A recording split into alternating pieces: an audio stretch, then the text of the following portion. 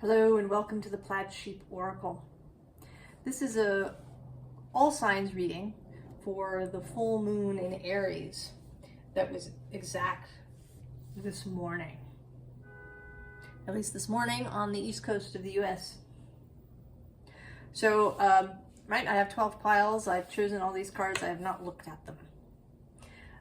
I'm going to do a little collective reading from what is on the bottom of all the decks when I was done shuffling.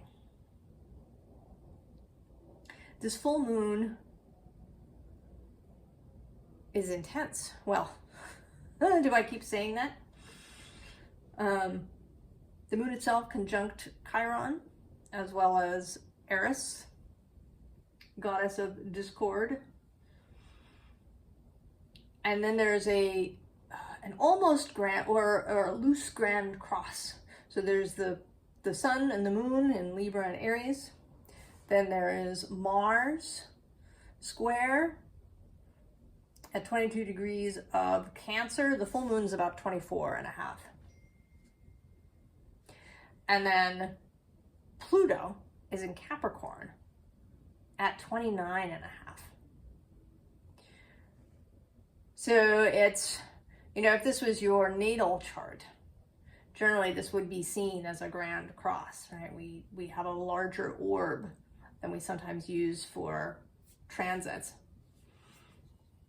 There's also this impending Mars-Pluto opposition, which I've been feeling quite a lot personally. I don't know if you have.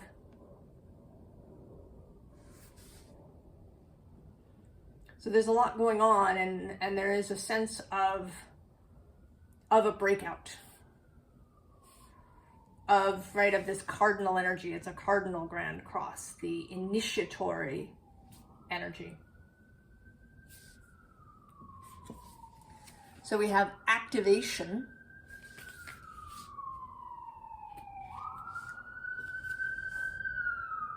moon dance,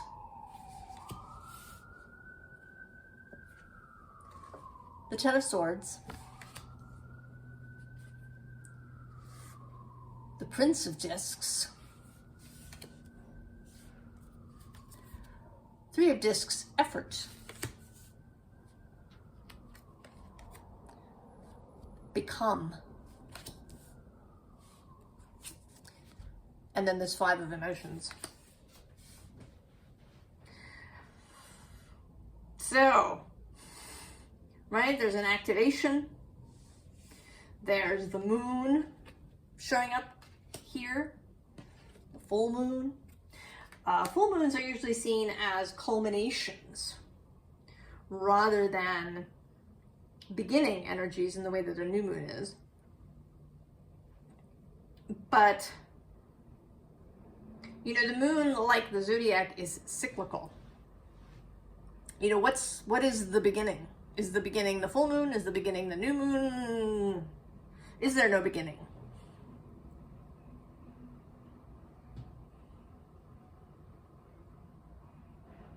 So I think it behooves us to be really flexible about how we think of these things. And then we have this, right, this activating Ten of Swords, this energy sweeping through this figure. And then the Prince of Discs and his bull. And this effort. And become. When I saw that effort was at the bottom of this deck, as I placed it down, the first thing that came into my head was the effort of childbirth. The effort of birthing something. And then become appeared. As well as this Five of Emotions that feels, you know, like it could be something becoming.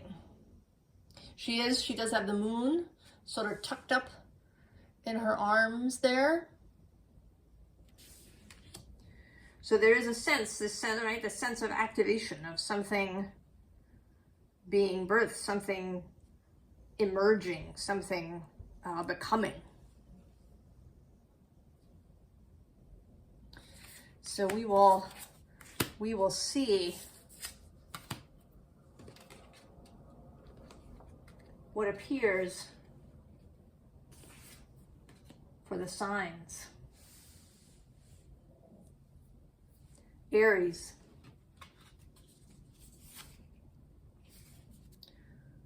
Water spirit, manifesting dreams. The night ride. The Ace of Pentacles. Six of Cups, pleasure. There's the Ten of Swords again, ruin. And relief. And then we'll wait for this last card.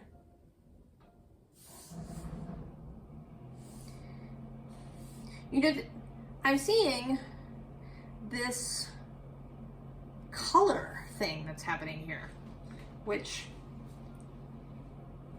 so we go from this kind of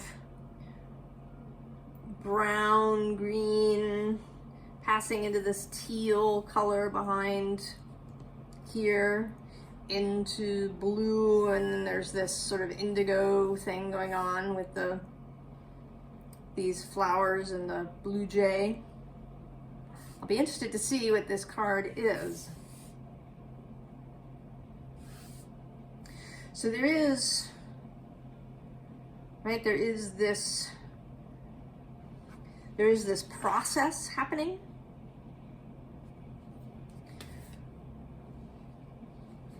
So certainly manifesting dreams is an initiatory process. And it is the Aries full moon. So there may be something that you are initiating. Here in the Northern Hemisphere, we tend to think of this time of year as, right, everything quiets down and things are dormant, and we, you know, can go deep and, you know, maybe, you know, reflect on what has happened in the year up till this point. And, you know what I say? If that works for you, cool. But if in fact there's something that wants to be initiated now, I say you go. Don't worry about what everybody says, what you should be doing.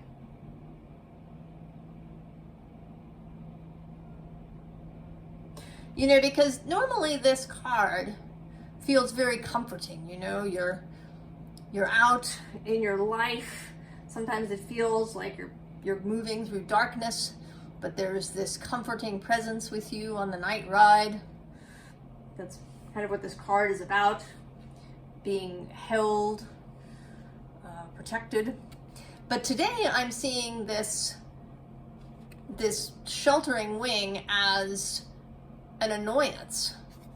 I sort of feel like this little owlet is not interested in being shielded or protected in any way.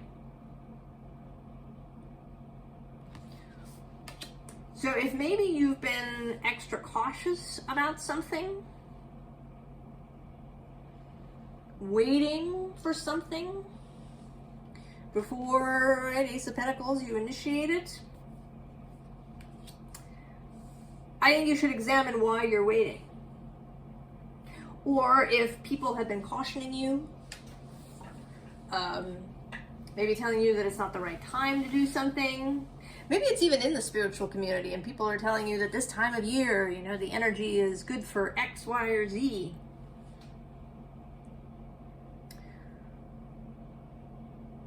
What is it? Where does your pleasure lie? What feels, right? What feels pleasurable? Is it to sort of quiet down, reflect, or is there something else?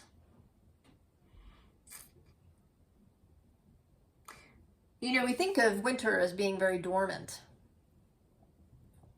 but it is, right? Fewer things are happening. It's not as bursting. Stuff is quieter, but it's not still. Things are going on. I mean, as early as the end of January, sometimes even a little earlier, you can find little buds on the trees where the leaves are going to come out. So there is activity going on. Certainly our ancestors were not just still during the winter. I mean, there was all sorts of stuff. There was repairing things, there was making clothing, there was spinning and knitting and all kinds of household tasks that could be done during the winter time.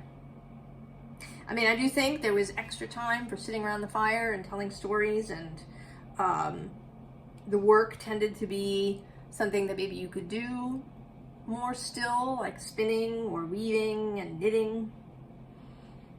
You weren't out in the fields. But it was not a time, you know, when people just did nothing.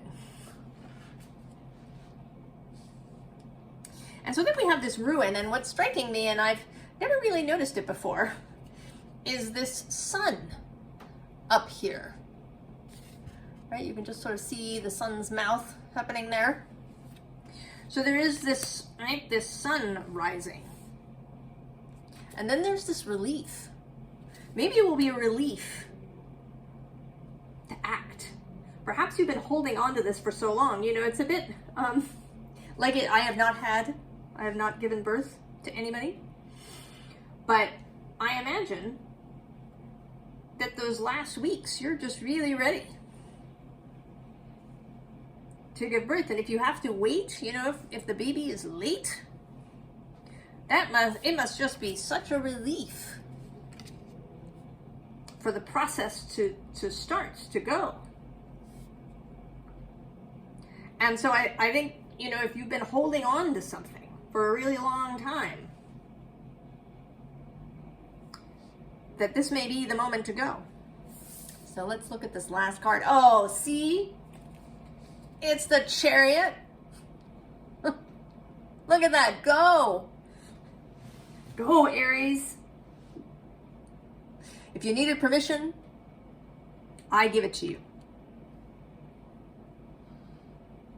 I will take that responsibility and say, go, Aries. All right. Does that feel like a relief? To think that you can go?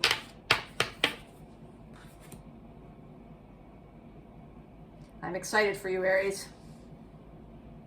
Taurus. Oh. Flexibility.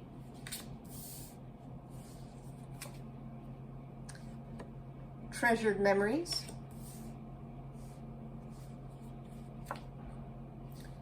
Three of Wands.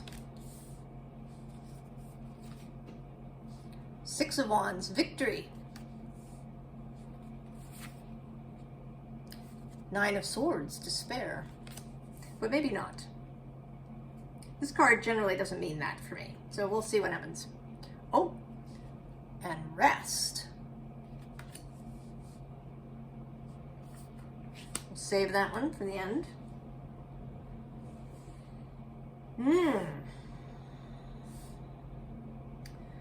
Taurus.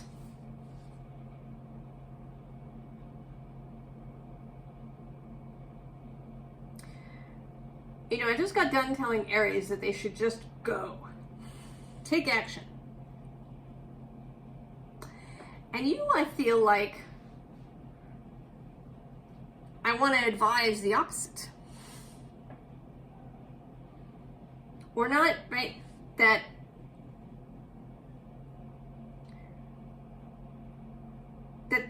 you need to be, right? You need to be flexible.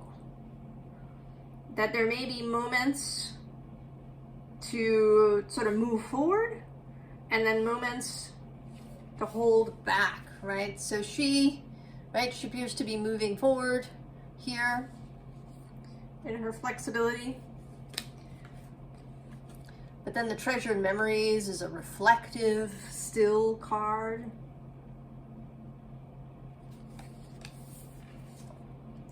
And then the Three of Wands, you know, the Three of Wands is interesting because it's almost always depicted in this kind of stillness. It looks very similar to the Two of Wands, often, just that there's a third wand. Sometimes there's an addition of other people.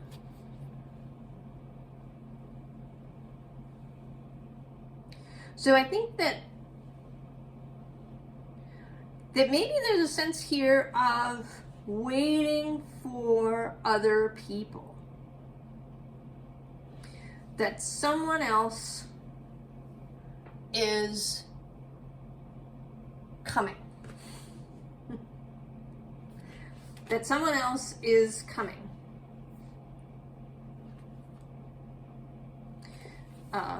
There is this victory that sits in the center of the reading. So this, I want to say that this is reassurance. That if maybe the problem is that you're feeling this waiting energy that is not pleasing to you.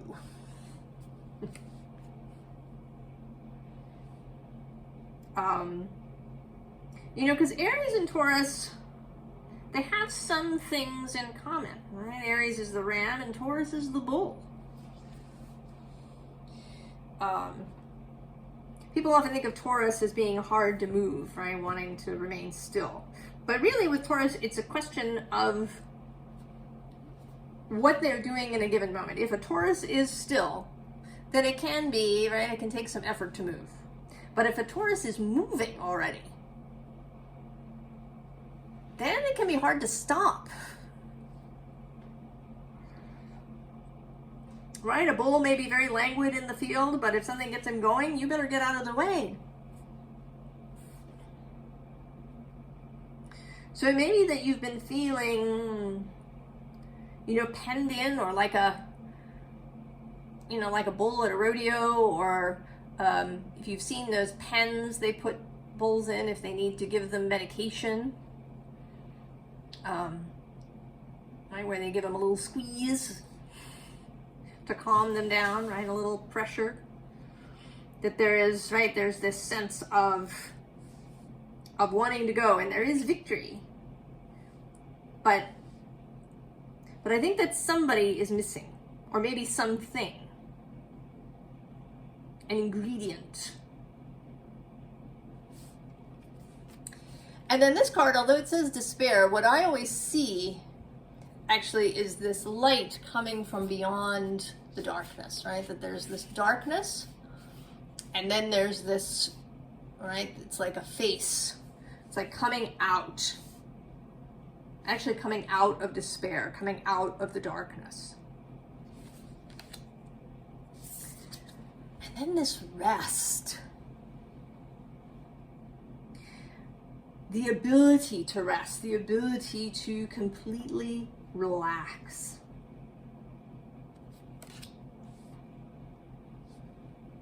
And I'm not sure, I'm sorry to say, whether it's this missing ingredient and or person, or whether maybe it's just you becoming comfortable with the inaction. Comfortable with resting. You know, because it may be that you've been kind of comfortable with not taking a particular action, but that you find stuff to do.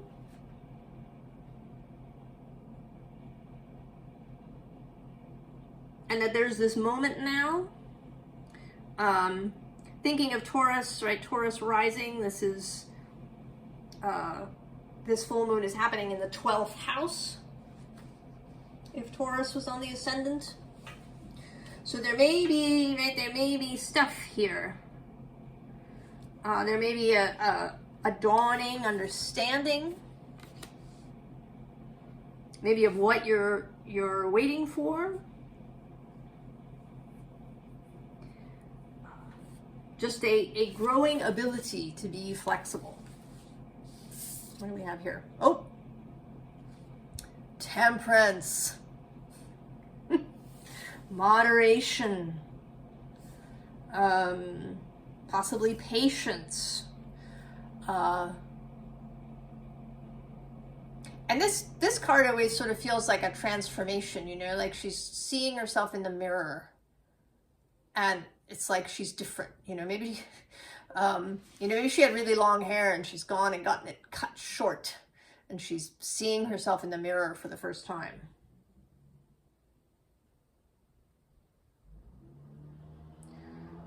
So a new realization, a new comfort with temperance.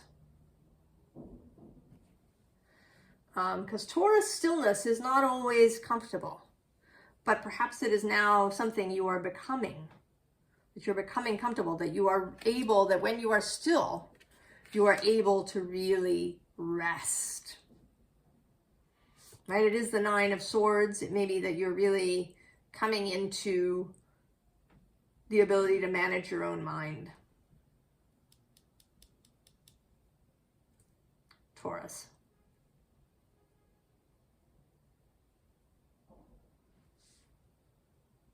Learning how to really rest here as you wait, as you are, right, to not feel the waiting for whatever this thing is that's coming in. Oh, I'm gonna ask, what is it? Person? Thing? I don't know if I'm gonna get an answer, but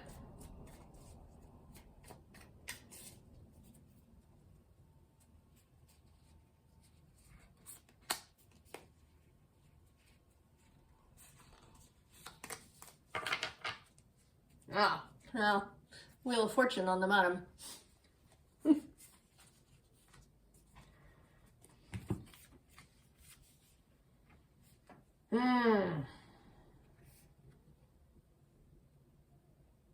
Six of Swords and Two of Pentacles. So, we don't get to know. It's coming. It's coming. It may feel, right, like right, like the circle when stuff is buffering on the computer. But something is coming. We don't get to know what it is. The star is under the Wheel of Fortune, though. So, it's good stuff, Taurus. And maybe you will be better than I at just allowing it to come in its right time, Taurus, for you. Gemini. Frog Spirit, renewal. To the moon and back. The Eight of Cups. The Priestess.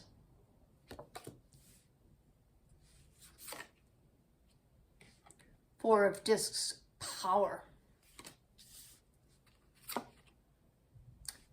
Laughter. Well, that's nice. And we'll wait, we'll do this one last. Uncover it. Well, certainly renewal is very nice.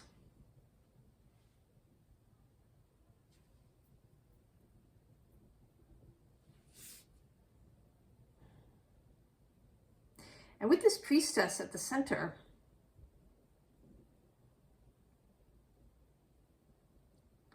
it's like a rediscovery of power, a rediscovery of laughter, of humor, of joy. I've kind of been noticing color things today, and there's this sort of dark blue green kind of thing going on over here, and then suddenly we have these oranges and reds on the other side of the Priestess. So it seems to me that during this particular moon period,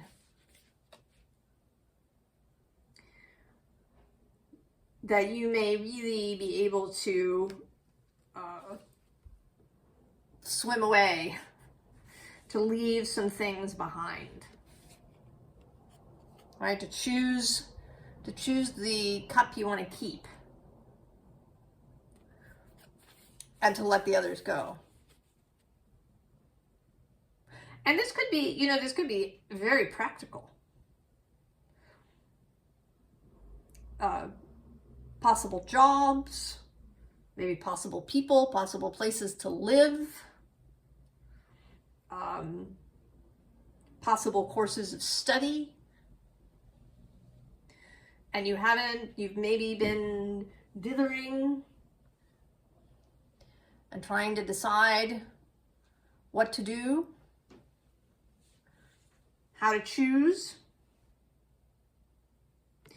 And it seems like this space is going to really allow you to really know, to see, to connect with the part of yourself that knows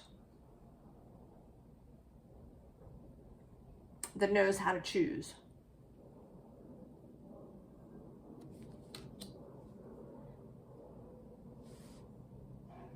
This is a natural sextile to Gemini, from Aries to Gemini.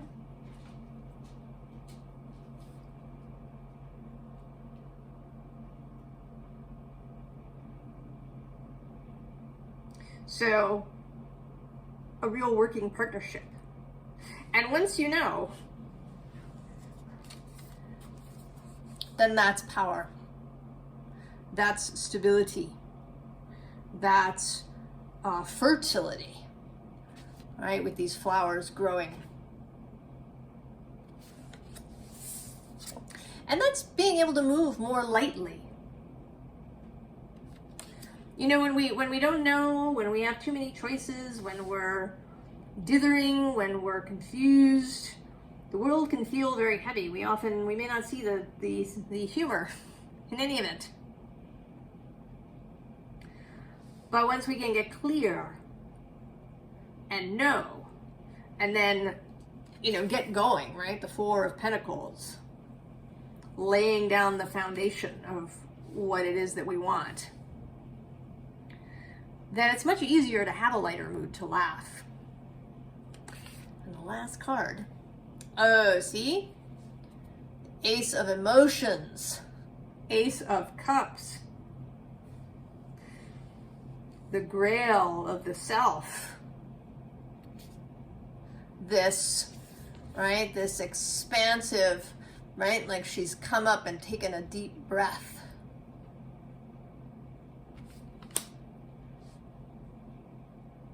So something is going to become clear for you, Gemini, in a way that it hasn't been before. And it will allow you then to move forward. If you watched the introduction, I talked about this birthing, something initiating. And I think you're going to be able to get clear on what it is, Gemini. I'm excited for you, Gemini. I hope you're excited.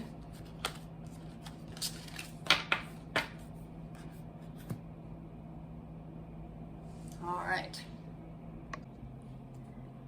Cancer.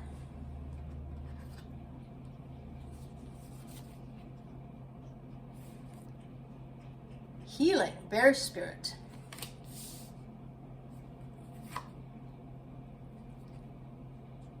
Touch the Sky.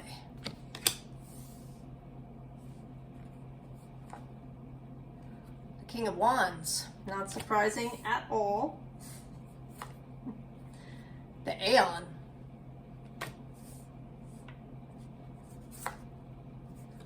The Lovers. Risk. Cancer. We'll turn that over last. Oh. Seems to me, Cancer, that you're getting ready to take a chance on something. That if you have been hesitant, if you've been nursing old wounds and pains, if they've been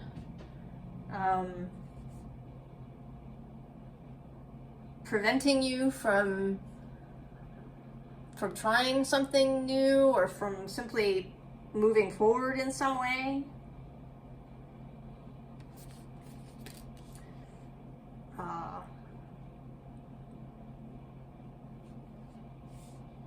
you are now receiving kind of, even more than healing, it feels like an infusion of energy. You know, I sort of, it's a bear and not a Saint Bernard with a little barrel of brandy, but it kind of has that feeling that you've been lying out in the snow, kind of frozen, and this magical pair finds you there in the woods, and they infuse you, they thaw you out so that you are ready to touch the sky, to act on inspiration, on passion.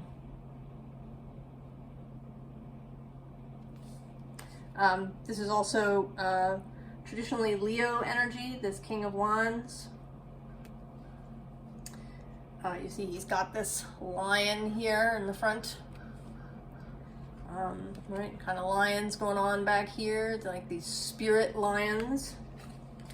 And I've been going on at length about this connection between Cancer and Leo that Mars is kind of creating as he's going to go back and forth. He's still moving through Cancer. He's at about 22 degrees. He is in the shadow space. But he doesn't turn until December 6th. And so we have the Aeon, the new Aeon, the birth of something new, the creation of something new from within the old.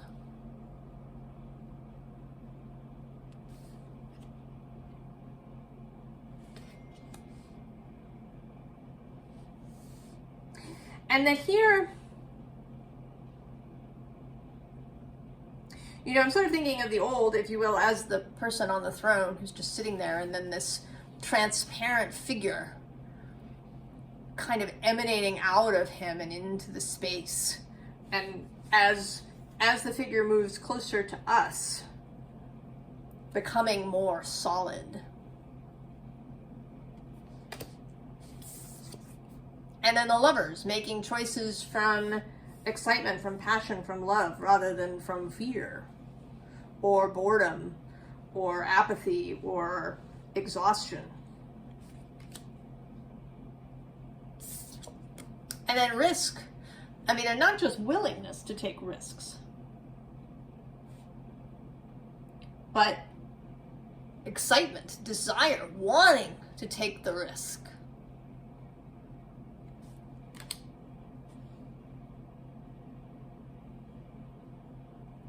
So what's the final card? Oh, the Two of Voices, the choice.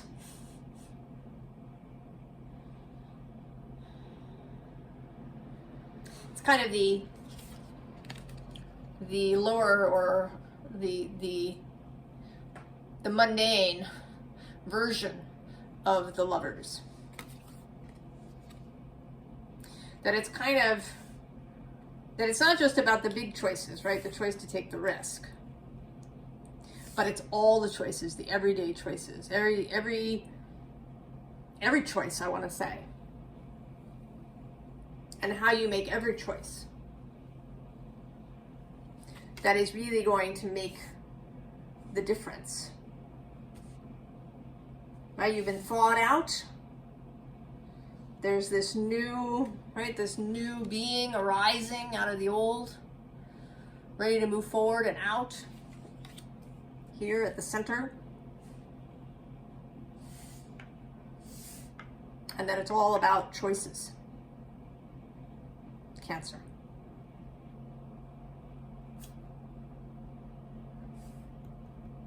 And I hope you choose the risk.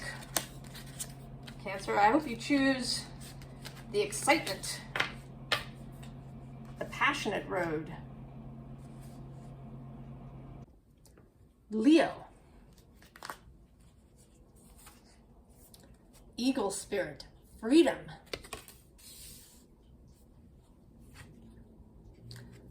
The red garden, that's very Leo looking, isn't it? Three of Swords. Knight of Swords. The root of the powers of air. The Ace of Swords. Forgiveness.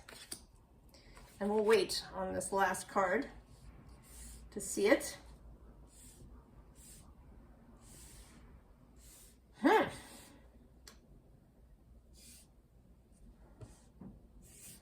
Well, Leo, I mean, what this seems like to me is that you are releasing your mind from this Three of Swords. That you are choosing, right? You're choosing freedom. You're choosing passion here in the red garden.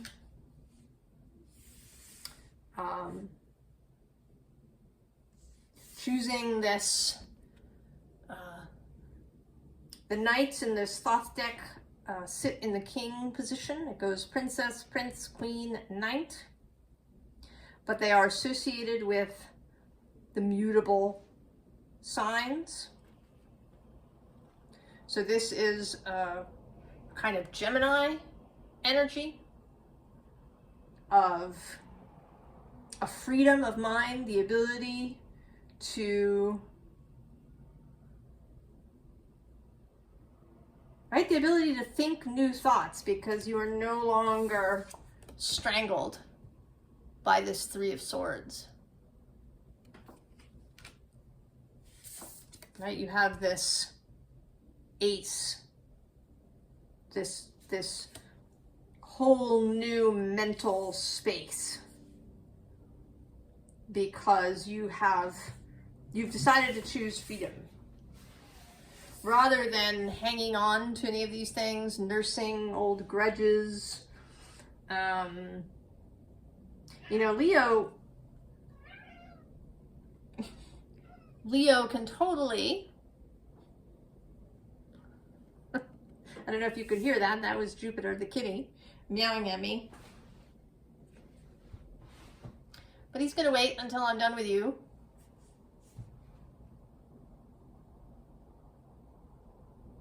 Right? This,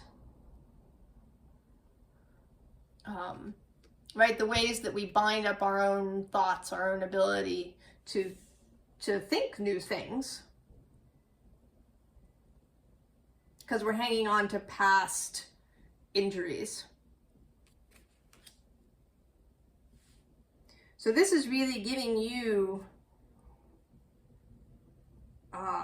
freedom, you know, and this full moon is trine, as a natural trine to your sign, Aries to Leo. And it is conjunct Chiron.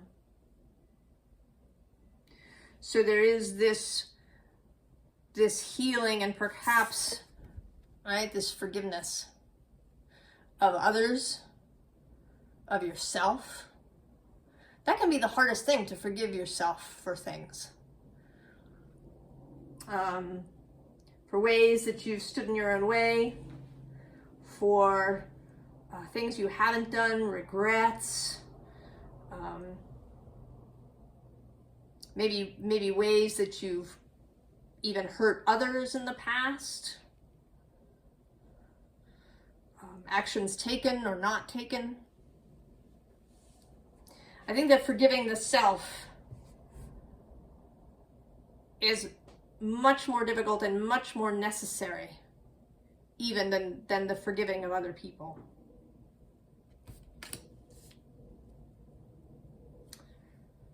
And Leo is a fixed sign. Did I say that? Jupiter made me lose my train of thought there for a moment. But Leo is a fixed sign. Can hang on to grudges. Can be stubborn about things. But it seems like it's like a new wind blowing through. What is this final card? Oh, see? The Knight of Voices, a repeat. Right? This energy of freedom, of having free thoughts. Thoughts that are not dictated by or chained up with or beholden to these old injuries, Leo.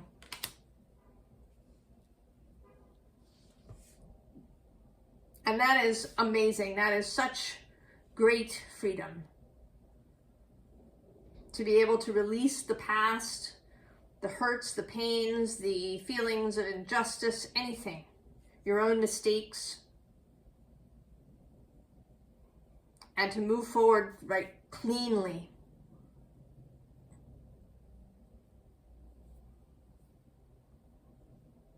I think that is a great gift that is coming to you, Leo. I hope that you will embrace it, that you'll really feel this freedom. Virgo.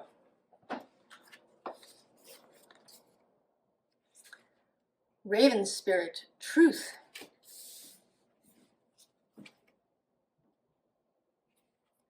The House of Flowers.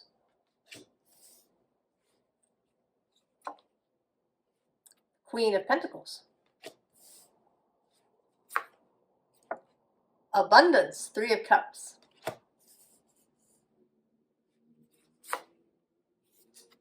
The Devil.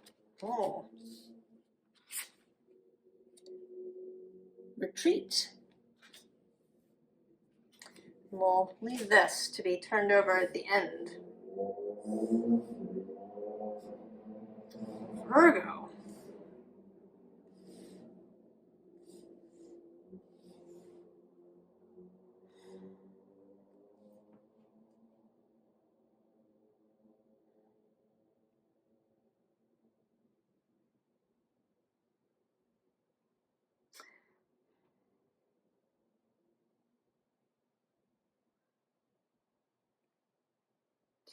You know, this feels like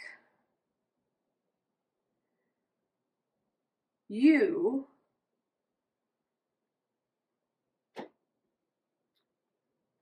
not allowing the abundance.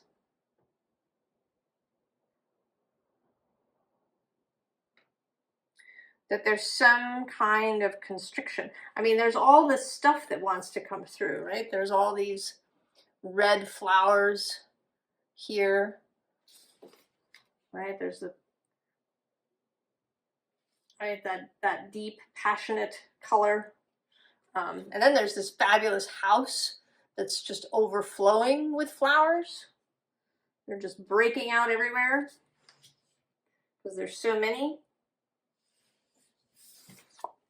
And this Queen of Pentacles who's clearly creating something here. And then, of course, abundance. So there's all this stuff.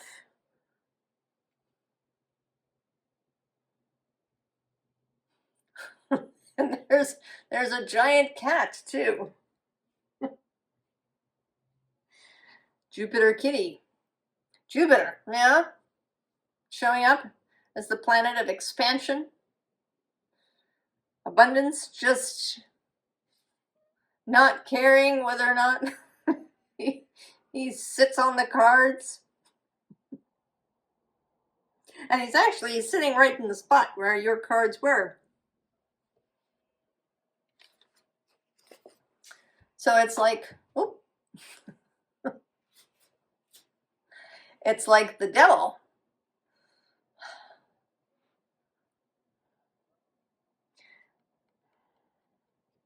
Like this thought is making you retreat.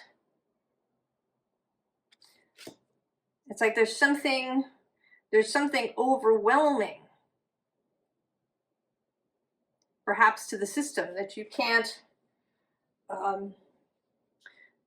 process it.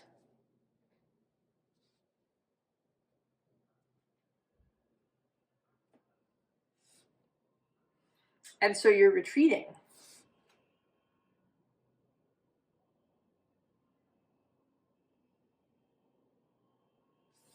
That something really, really gorgeous was beginning to expand through your life. And it seems like you've contracted against it. I think we have to see this final card. The Page of Voices.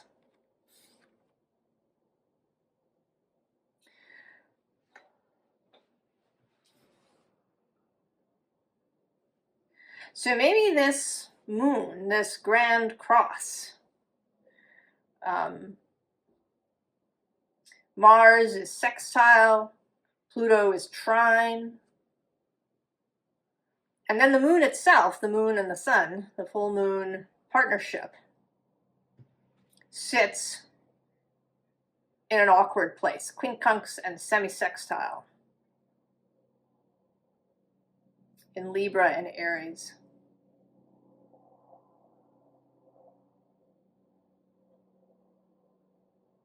Right, those inconjunct aspects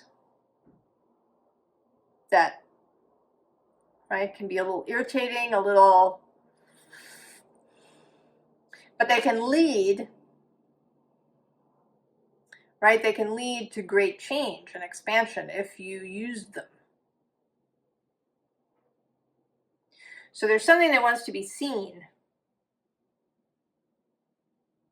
Maybe, I mean, it may be this contraction. Perhaps you don't even realize.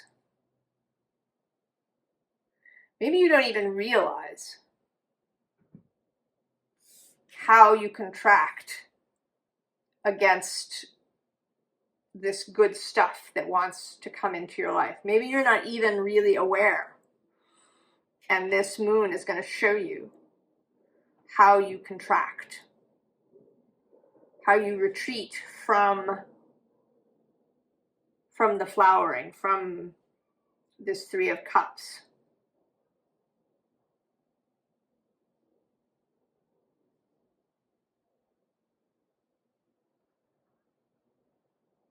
I feel like I want to get a little bit of advice, suggestion, expansion on this Page of Voices.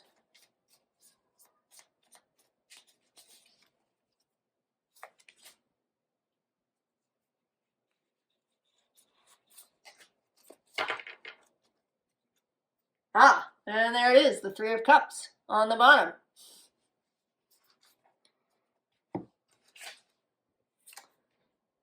Oh, that's interesting.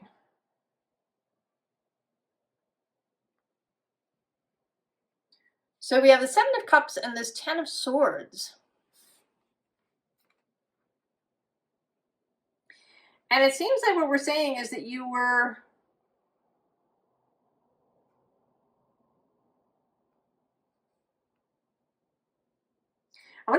settling.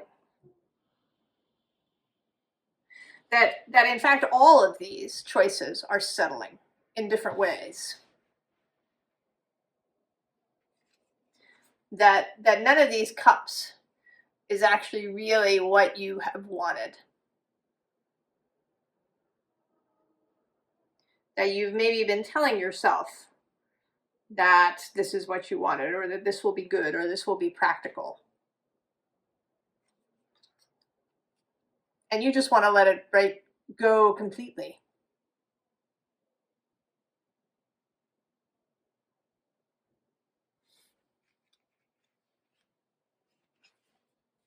Right? To embrace this Three of Cups. Oh yeah, see, right below that is the Four of Cups, the card of apathy and boredom.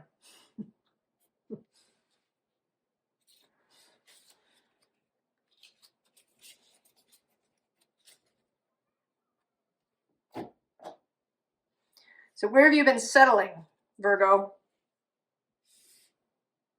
Contracting from the gloriousness that wants to come in. I think it may become much more clear now in the next couple of weeks.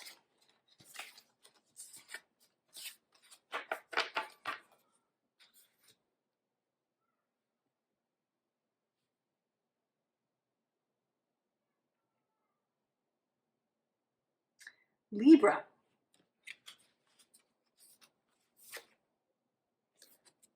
Hummingbird spirit, joy.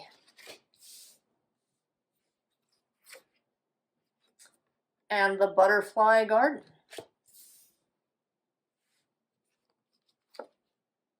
The star. Death. The moon. That's 3 major arcana, Libra. Uncertainty. We're going to leave this one to turn over at the end there as a final statement. Well,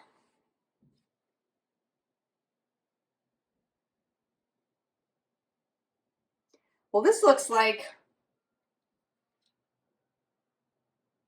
you've got ideas, Libra, like you've got this beautiful idea, this beautiful plan, this beautiful star that you're reaching for. And that in order for it to happen, there has to be a death of some kind. I mean, this death in particular, it always seems to me that he's about to slice through this, right, through this line here. Sometimes it looks like DNA to me, that he's going to slice through that and release himself, cut away.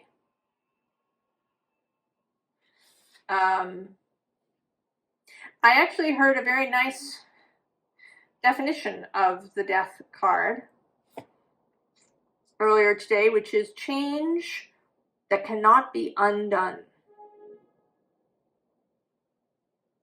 A change that cannot be undone. And certainly if you were to slice through that line, right, you couldn't put that back together. Not in the way it was. So it seems like something has to die.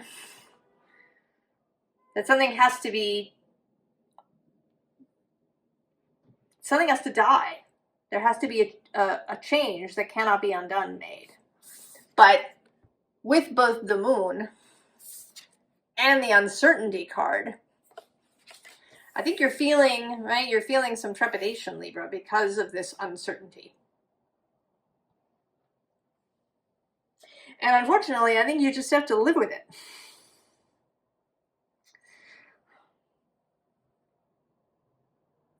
And it might actually be.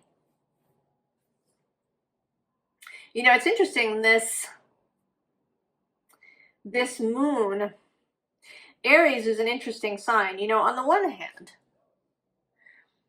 an Aries is prepared to leap into the unknown. I have an Aries sun. I've often done really spontaneous things without knowing what was going to happen next. I've quit jobs. And yet, Aries can also be a sign of excess control. And, right, trying to control everything. Right, the kind of the emperor gone over the edge. And you can't, right, if you're trying to control everything, that's trying to remove some of this uncertainty.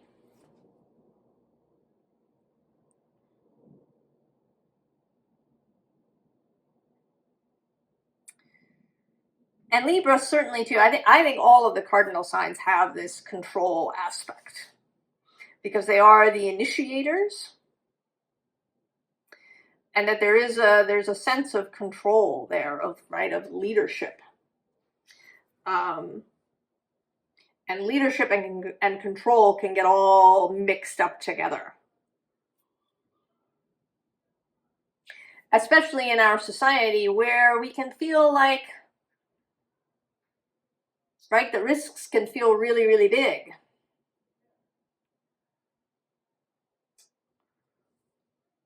Life is complicated.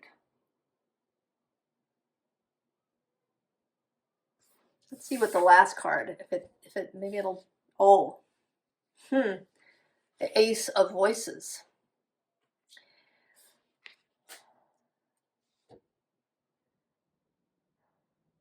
So clarity is coming, Libra.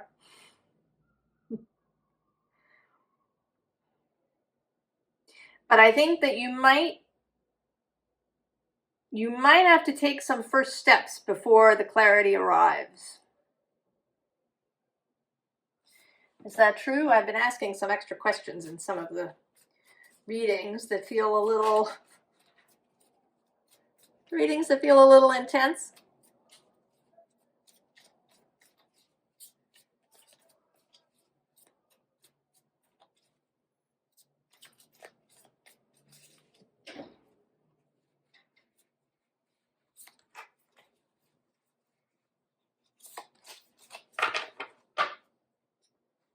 Oh, Page of Pentacles.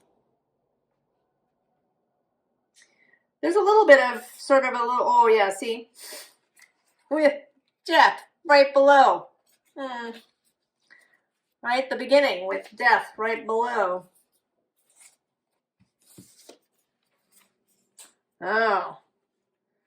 And then we have the Four of Cups and the Two of Swords. So, right, there's some boredom, there's some apathy. And, right, if we want this joy, this fabulous butterfly garden, this star, then it seems like this, right, this, at least part of this cut has to be made, even though there's uncertainty. But the first step needs to happen before more clarity can come in. I hope you go for it, Libra. Because the joy, the star, the butterfly garden, I think it's worth it. I think it is. I hope you go for it, Libra. Scorpio.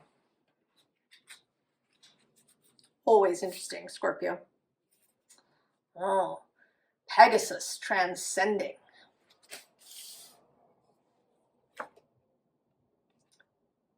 Transformation. Oh, the Four of Cups. This seems to be a repeating theme, this Four of Cups idea. Two of Wands, Dominion. The Princess of Wands. Receive.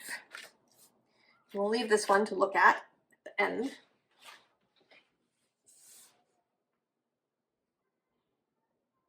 Well, several of these readings, and it's not at all surprising, have been talking about taking a risk in order to transcend, to get out of the space that we are in. There does, right? There's an overall feeling of not of stagnation exactly, but of just like it's finished, it's done. And now we're just sort of hanging around.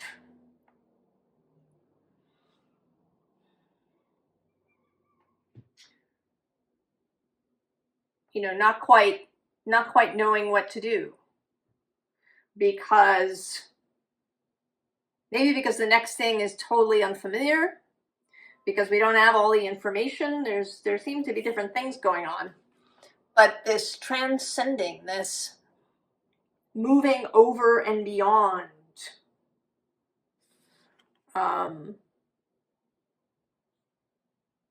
you know, getting on your horse, your winged horse, and going, even if you don't know where it is, right? Like where the horse is leading. She doesn't have, you know, there's no bridle or reins on this Pegasus.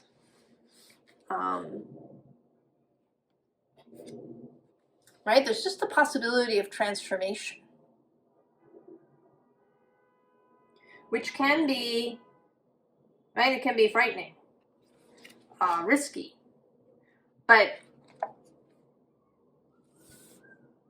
this, who wants this? The Four of Cups, boredom, apathy,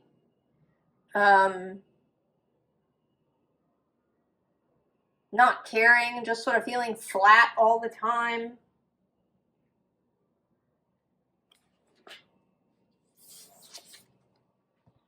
And then we have this dominion, right? This Two of Wands. It's like a lightning bolt, like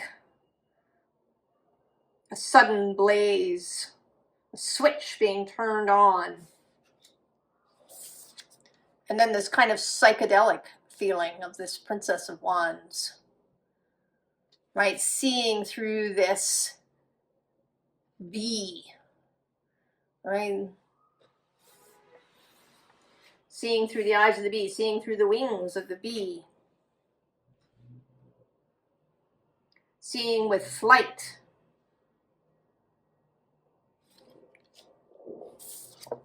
And also with the butterfly.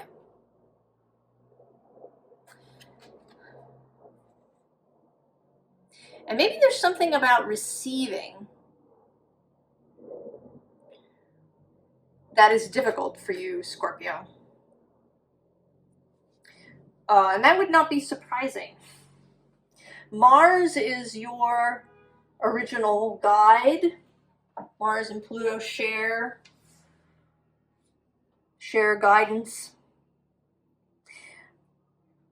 And Mars in particular, right, is an initiatory energy. It is this, right, it's kind of this, this is Mars in Aries, dominion. The first decan of Aries.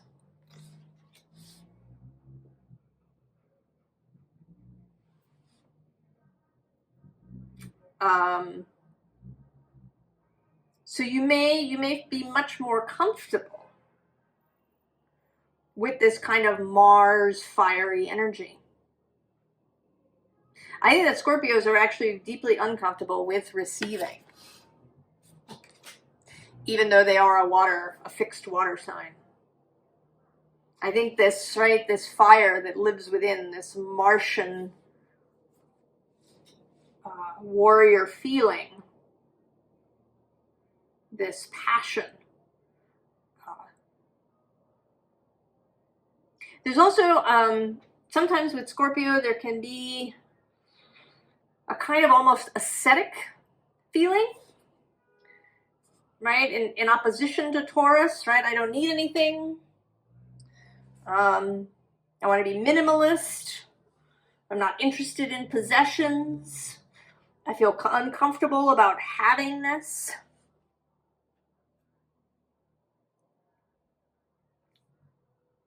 So I think that maybe while you are ready to, right, to initiate, to allow this Two of Wands energy to happen, what may be difficult for you is receiving the results. Look at the last card. Oh, the Moon. Oh, uncertainty, Scorpio.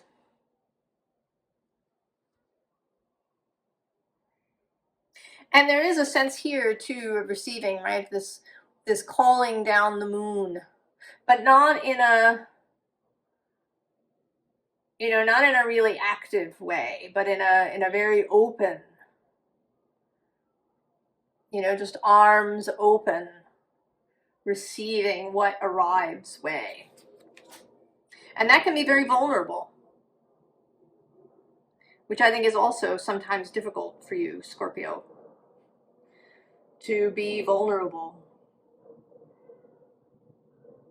And even though, you're kind of synonymous with mystery, uncertainty is really sort of something else. I think it's something that societally we're not very good at. We like things certain, right? We like things organized and orchestrated and, all our ducks in a row. Right? We have our computers and our phones and our, everything can be scheduled and organized and all of these, right, put in place. So I think that uncertainty can be very challenging.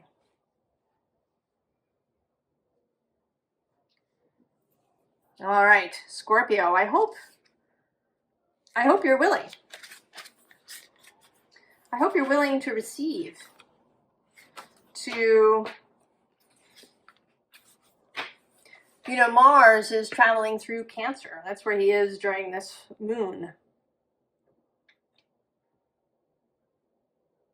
And maybe that will allow a softening.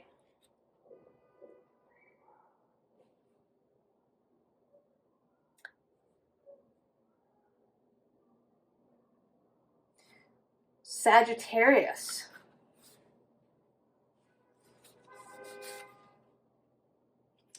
Stag spirit, leadership.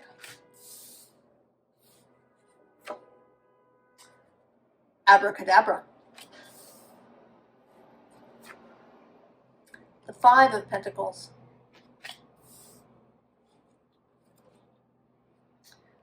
The Five of Pentacles twice with worry. The Hanged One. And embodiment. We're going to leave this one to look at the end.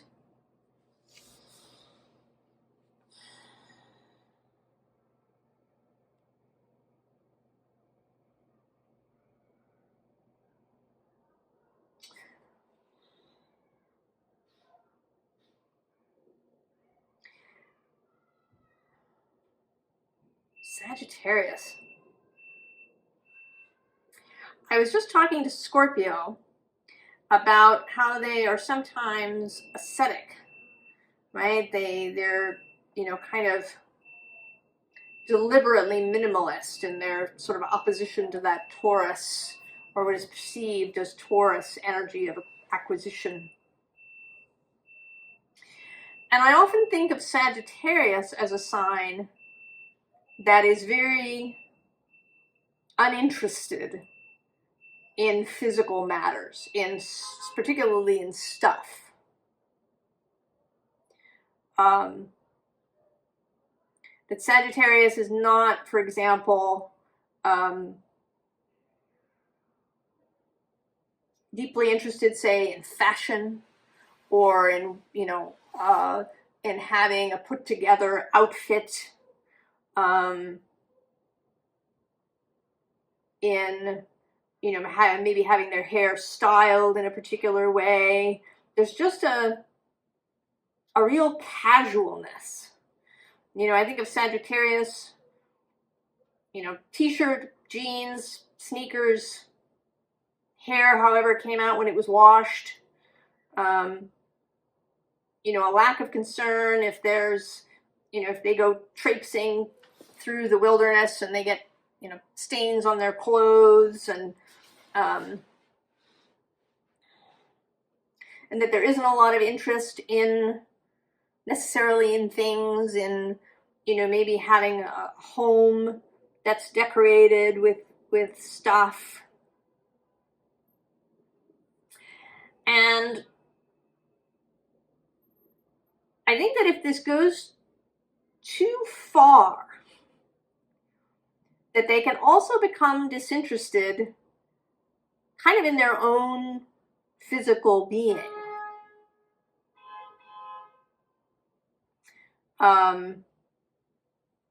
You know, maybe not getting enough sleep, not getting enough of the right of food, you know, pushing the body. I was, a friend of mine sent me this little article about a woman who has just gotten the supported record, or the record for supported rapid transit of the Appalachian Trail. And she did it in like 40 odd days. It was like traveling more than 50 miles a day. So essentially she ran the AT. And she did it right, it was supported. She had people along the way. I guess maybe I don't know if they carried her stuff, or I didn't really read the article closely, so I'm not sure, you know, what level of support we're talking about. And my friend, who has always wanted to hike the whole AT, was baffled by this idea of wanting to just race through the thing. And I thought at the time that it felt like a very Sagittarius sort of thing. And so we have these two Five of Pentacles.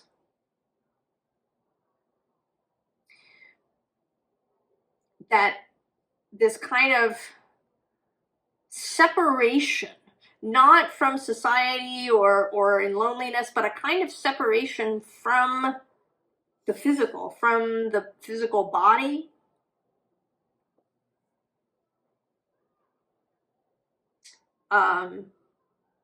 But that this moon wants to bring you back into the physical, right? Both with this stag, you know, I kind of picture you like being pulled back down into your body, right? That this abracadabra is going to bring you back into your body, is going to cut you down from maybe where you've been in some sort of spiritual space or learning space or achievement space, where you've been, you know, very much not in your body, right? Because we have this embodiment.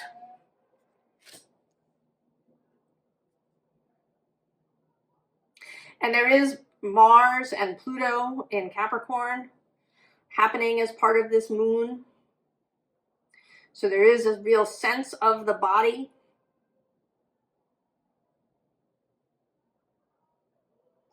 The Five of Pentacles is traditionally a Taurus card. Although interestingly, it's actually Mercury in Taurus. So mind and body together. Reassembling these things. What's your last card? The ultimate. The devil.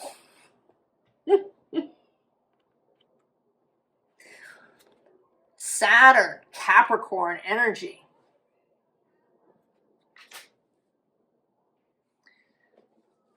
The sign of the physical reality.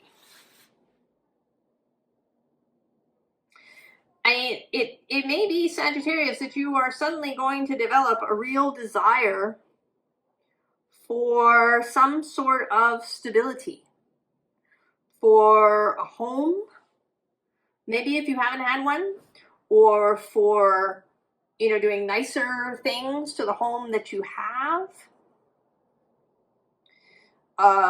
Maybe, you know, having a look at your body and how you feel. Have you been pushing it really hard? Do you have a lot of aches and pains and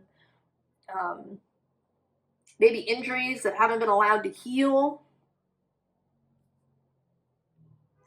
Is your mind in turmoil, perhaps, because it's not anchored in your body? You know, are you filled perhaps with anxiety? There's a little bit of that in this Hanged One with this big bee, right? And this giant eyeball. It sort of feels like, you know, being awake in the middle of the night, unable to sort of close your eyes, that kind of cartoon, giant open eyeball. So it seems, Sagittarius, that you are coming back into the physical, that you are going to be prompted to take much greater care of physical aspects of your life. And I hope that you enjoy it, Sagittarius. That you don't see this as some sort of burden, but that you have fun with it.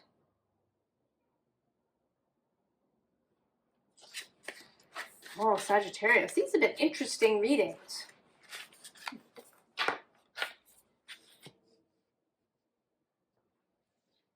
Capricorn.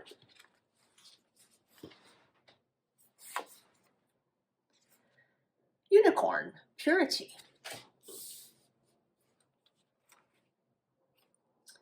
Mermaid's love. Ah, the devil, there you are.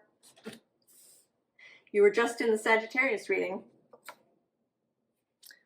The moon appearing several times. Strife, 5 of Wands. Action. Oh, we're going to save this for the end.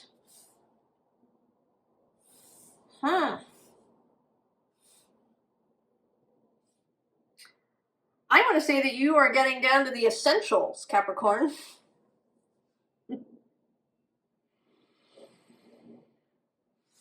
That you are getting down to the essentials. That, right, this purity. What is really most important to you? What are your real essential priorities? Cutting away or just letting go, whatever is not. And it seems like these essentials may involve relationship. Or they may possibly involve something that you love.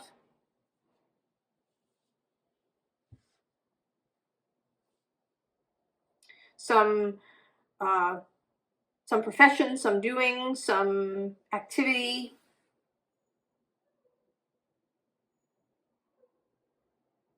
Or some person.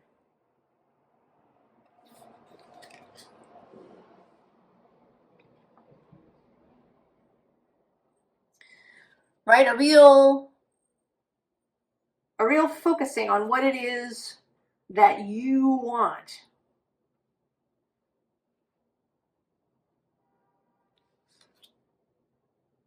Because it may be with the moon here that there's been some obscurity about this, or some uncertainty, some hesitancy. Perhaps. I mean, there is also, right, that this full moon squares Capricorn. And a square can be very productive, although also a little difficult. And so we have the Strife card, a card of challenge, but also of change. It is a 5. It is the 5 of Wands after the 4. If maybe you've been living in the 4 of Wands for a long time, if things have been perhaps stable but unwanted in some way, that you've had stability but it's not very exciting, it's not very interesting, it doesn't turn you on, it's not your priority, whatever the 4 of Wands are, then the 5 comes in to change all of that. And so we have action. So there may be a real prompting at this moon. And it is a cardinal grand cross moon to take action. Any uncertainty may no longer be so much of a concern, that you're prepared to act even in the face of uncertainty. Pluto is moving direct. He's still in your sign until November 19th, so another month or so.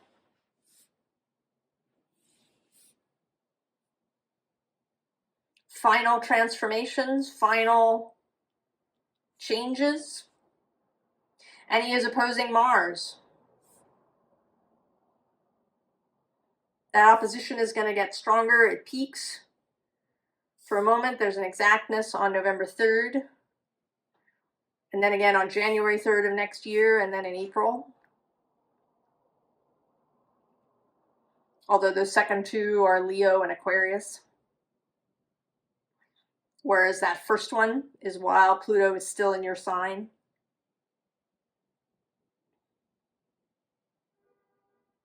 I think that if you've been waiting, considering, and maybe you haven't even been waiting, it's possible that you just haven't really thought about it up until this point. That what this moon does is help you get clear on your priorities. Last card. The 5 of Wands repeating. 5 of Inspiration.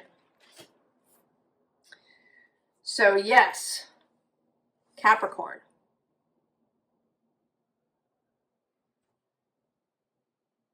That you're going to be ready to take action on something, whether you've been waiting or whether this is something new that you hadn't considered before and is now clear. I think you're going to feel a real impetus to act on it now that you know what your priorities are. And you've cleared away anything that was obscuring them. Oh, that's exciting, Capricorn. I actually did your reading today, early this morning, and I will post that tomorrow.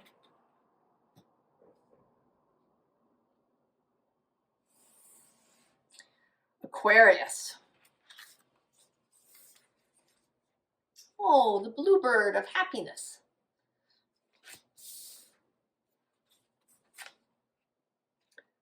Like a bird. The bluebird again. Strength. The devil coming out for the 3rd time. And the Empress.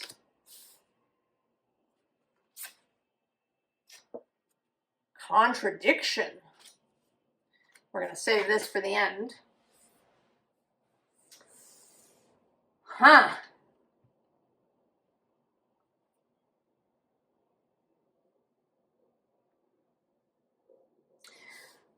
You know, I want to say, Aquarius, often you are depicted as the humanitarian sign. Right? The sign that cares about people, that cares about humanity, the wider community. That's more of a modern view of Aquarius. And I think that, you know, we think about it now because we are so aware of the rest of the world. In ancient times, when these signs were sort of coming into being, I mean, we knew, right, that there were other countries and other places, but it wasn't nearly so present. You couldn't, you know, turn on your phone and see the news from the other side of the world. So I think this idea of the human community is something that has been building as we have become more aware. I actually don't want to say more interconnected. I mean, we are kind of on an economic level, right? And we talk to each other, but it is, right, in this digital sphere.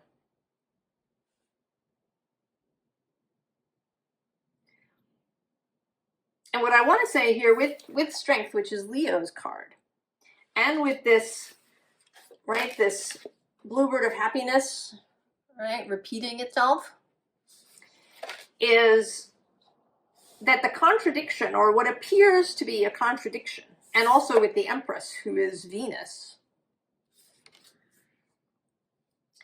that the contradiction is that your happiness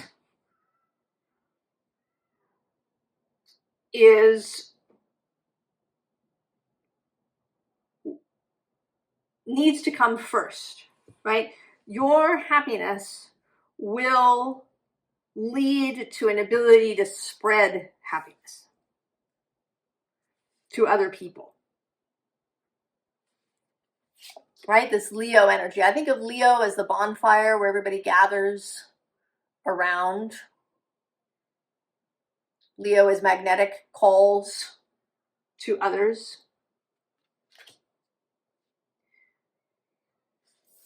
And then the devil, you know, with this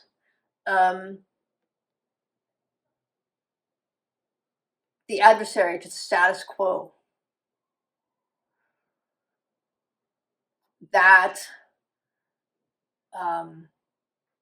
focusing too much on the outside, on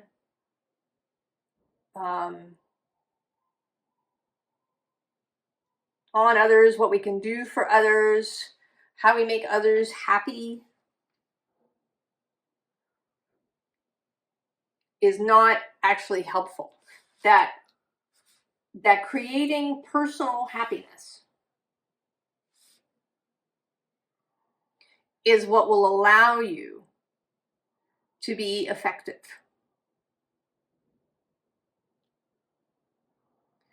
Right? That you cannot invoke Venus energy, this energy of love and abundance and beauty and health, if you don't have it yourself. And that may feel like a contradiction to you if you have always sort of looked outward.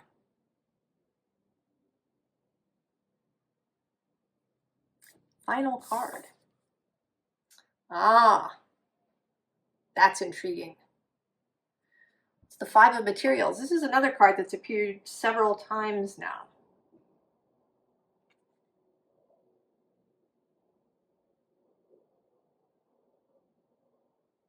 So it may be that you actually feel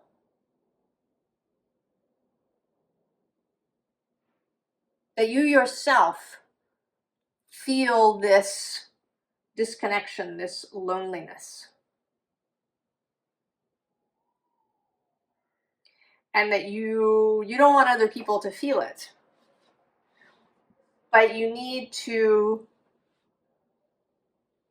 tend to yourself first.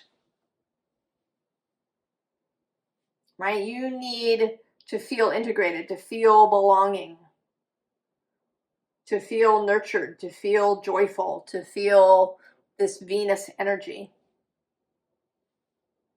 before you can provide it to others. And actually, this contradiction card has the pomegranate. And it makes me think of Persephone. And in my view of Persephone's story, when she eats the pomegranate seeds, she realizes that she is queen of the underworld. She realizes her whole self.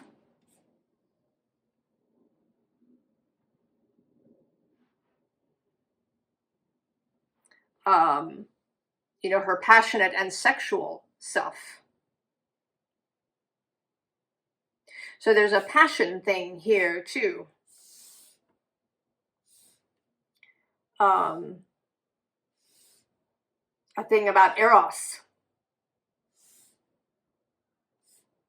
and physical passion and sexual energy that is needed and that is an integral part of any kind of spiritual life. And that may to some feel like a contradiction too. Though perhaps you will see that it is not. Oh, Aquarius. I think there's some sort of discovery in the offing here for you. Some sort of exciting discovery of self that is available to you now.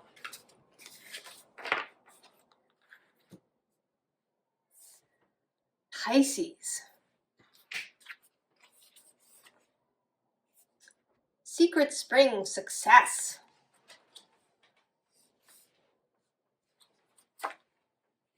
Oh, and secrets.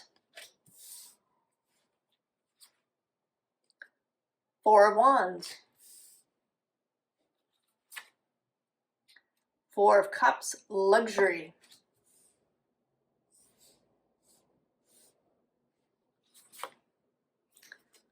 Knight of Discs.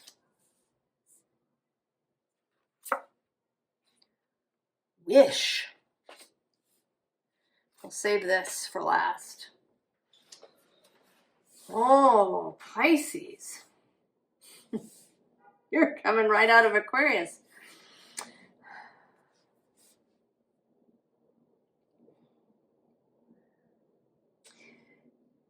This feels like opening up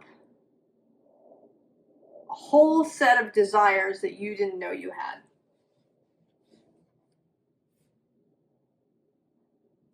And they are, I think, physical desires, because we do have the Knight of Discs, the Knight of Pentacles. He's traditionally Virgo, across the way from you. But there's this, right, this Four of Wands, which is often associated with passion, with love, with romantic relationship. And then this luxury of the Four of Cups. And the fulfilling of a wish. And you know, this card is 29. It's the first number I've noted. And Pluto is sitting at 29 degrees of Capricorn. 29 degrees, 38 or 39 minutes.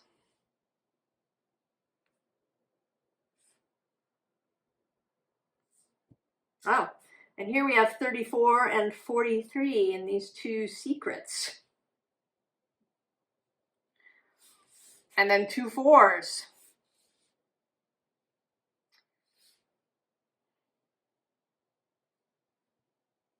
So there is, right, there is, I think, some secret desire that, you know, this feels as if the viewer here has wandered in and kind of surprised this fairy who was maybe going to go skinny dipping, or, right, doing something secret and private, right? And then there is the secrets card. And this really exuberant Four of Wands. Now this might be sexual. Discovering desires, passions that you didn't know you had. It might have to do with just physical stuff, right? With luxury.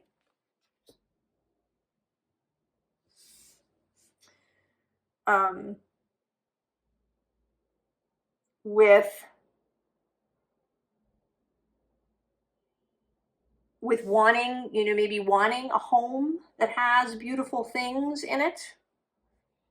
With maybe, you know, realizing that you want to dress in a particular way when previously you've just thrown on any old thing. Right? There's a real kind of longing, wistfulness. Right? He almost, you know, the Knight of Cups is traditionally associated with Pisces. He's a romantic figure, but this guy has a very romantic feeling too. He's sort of gazing off into the distance at something. And then there's this wish.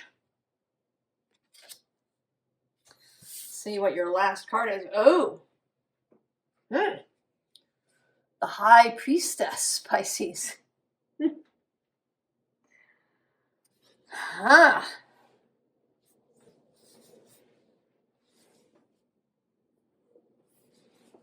So learning the secret coming out.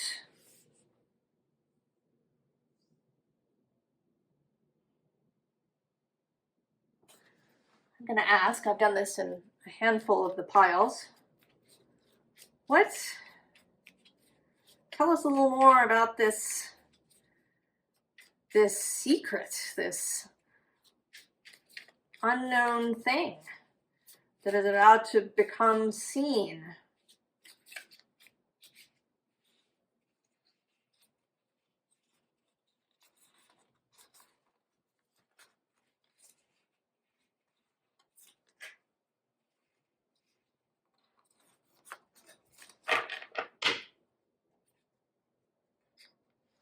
Five of Wands.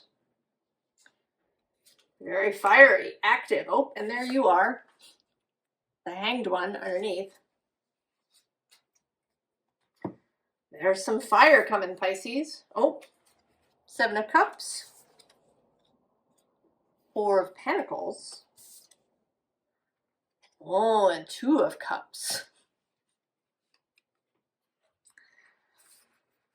Oh, well, this definitely seems like kind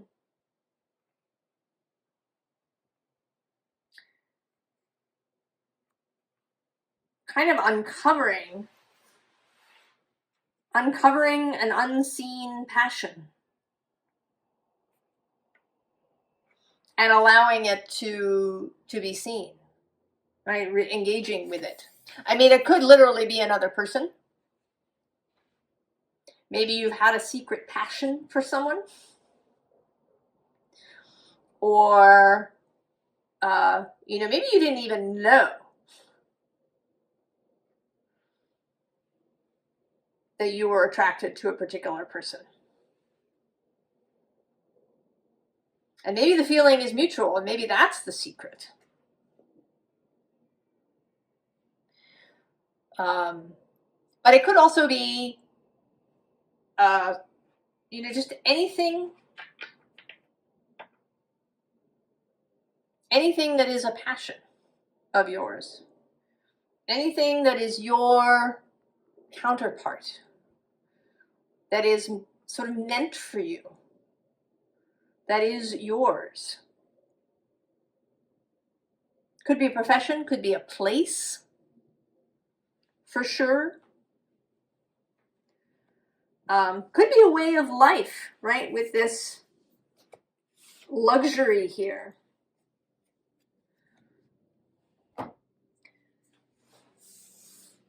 That maybe you've been, you know, living in jeans and t-shirts when you really wanted tailored suits, or, you know, something bohemian, or,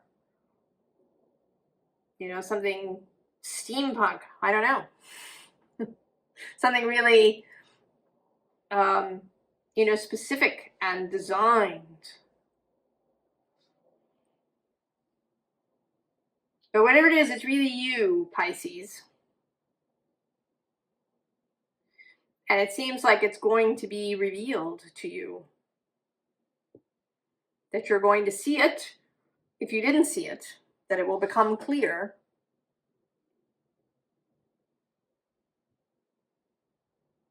Or that you are going to be willing to express it. And perhaps realize that it loves you too.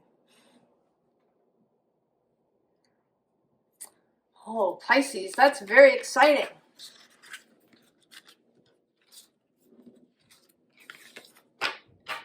Very exciting indeed.